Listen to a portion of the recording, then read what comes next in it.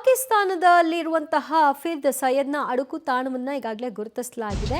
ಮಸೀದಿಯಲ್ಲಿ ಕುಳಿತು ಆಪರೇಟ್ ಮಾಡ್ತಾ ಇರುವಂತಹ ಹಫೀಜ್ ಸೈಯದ್ ಹೈ ಸೆಕ್ಯೂರಿಟಿ ಏರಿಯಾದಲ್ಲಿ ಬಿಂದಾಸ್ ಆಗಿ ಆತ ಇದ್ದಾನೆ ಅನ್ನೋದಕ್ಕೆ ಇದೊಂದು ದೃಶ್ಯ ಏನಿದೆ ಅದು ಸೆರೆಸಿಕ್ಕಿದೆ. ಜೈಲಿನಲ್ಲಿದ್ದಾನೆ ಅಂತ ಹೇಳುವ ಮೂಲಕ ಪಾಕಿಸ್ತಾನ ಸರ್ಕಾರ ಯಾಮಾರಿಸ್ತಾ ಇದೆ, ತನ್ನ ನರೇಬುದ್ಧಿಯನ್ನು ತೋರಿಸಿದೆ ಅನ್ನೋದಕ್ಕೆ ಇದೊಂದು ಮಗದೊಂದು ಉದಾಹರಣೆ.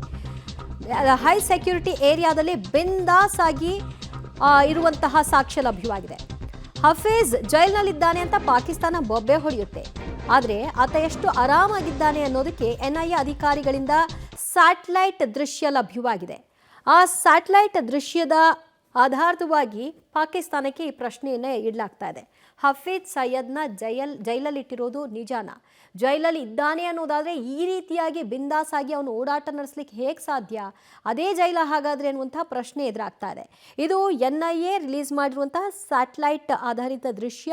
ಅದರ ಪ್ರಕಾರವಾಗಿ ಹಫೀಜ್ ಸೈಯದನ್ನು ಪಾಕಿಸ್ತಾನ ಹೇಗೆಲ್ಲ ಪೋಷಣೆ ಮಾಡ್ತಾ ಇದೆ ಮತ್ತು ಭಯೋತ್ಪಾದಕರಿಗೆ ಯಾವ ರೀತಿ ಆಶ್ರಯ ಕೊಟ್ಟಿದೆ ಅನ್ನೋದಕ್ಕೆ ಮಗದೊಂದು ಎಕ್ಸಾಂಪಲ್. ಅದರಲ್ಲಿ ಎರಡು ಮಾತಿಲ್ಲ. ಪಾಕಿಸ್ತಾನ ಭಯೋತ್ಪಾದಕರ ಪೋಷಣೆ ಮಾಡುವಂತಹ ರಾಷ್ಟ್ರ ಅನ್ನೋದ್ರಲ್ಲಿ ಅನುಮಾನವೇ ಬೇಡ. ಆದರೆ ಮತ್ತು ಈ ವಿಷಯದಲ್ಲಿ ಎಷ್ಟು ಸುಳ್ಳು ಹೇಳಿದೆ ಅನ್ನೋದಕ್ಕೆ ಇದೊಂದು ಬೆಸ್ಟ್ ಎಕ್ಸಾಂಪಲ್.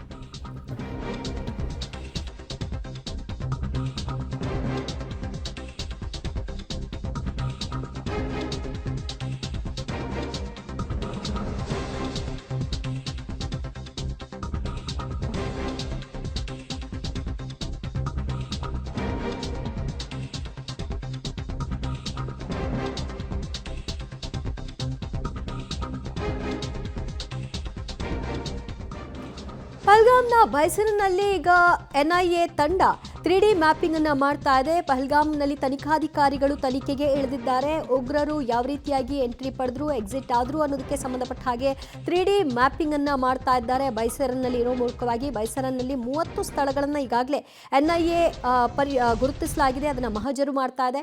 ಹೈಟೆಕ್ ಸಲಕರಣೆಗಳನ್ನು ಬಳಸುವ ಮೂಲಕವಾಗಿ ಈ ಮಹಜರು ಕಾರ್ಯದಲ್ಲಿ ಕಾರ್ಯಪ್ರವೃತ್ತರಾಗಿದ್ದಾರೆ.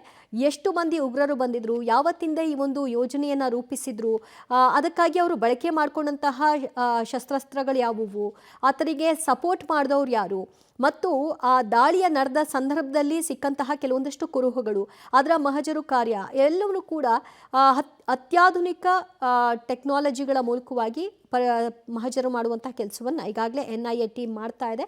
ಮತ್ತು ಈ ಉಗ್ರರ ಎಂಟ್ರಿ ಎಕ್ಸಿಟ್ ಹೇಗಾಯಿತು ಅನ್ನೋದಕ್ಕೆ ಸಂಬಂಧಪಟ್ಟ ಹಾಗೆ ಘಟನೆ ಹೇಗೆ ನಡೀತು ಅನ್ನೋದಕ್ಕೆ ಸಂತ್ರಸ್ತರ ಹೇಳಿಕೆಗಳನ್ನು ಕೂಡ ದಾಖಲು ಮಾಡಿಕೊಂಡಿದೆ.